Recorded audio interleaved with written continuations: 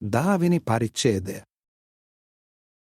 ආශ්වේරොස් රජ එයාගේ පාලනය යටතේ තිබුණ දේශවලත් දූපත්වලත් හිටපු මිනිස්සුන්ගෙන් වහල් වැඩගත්තා.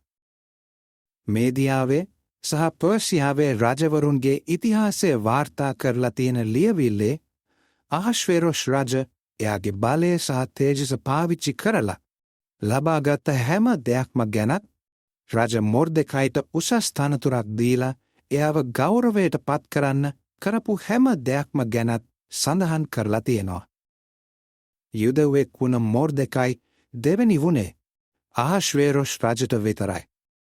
එයා යුදෙව්වන් හැමෝම අතරේ ප්‍රසිද්ධ එයාලගේ ගෞරවය දිනාගත්ත කෙනෙක් වුණා. මොකද එයාගේ සෙනගගේ යහපත වෙනුවෙන් එයා වැඩ කළා. එයාලගෙන් පැවතෙන අයට සාමකාමී අනාගතයක් ගත කරන්න පුළුවන් වෙන්න එයාල වෙනුවෙන් එයා කතා කළා.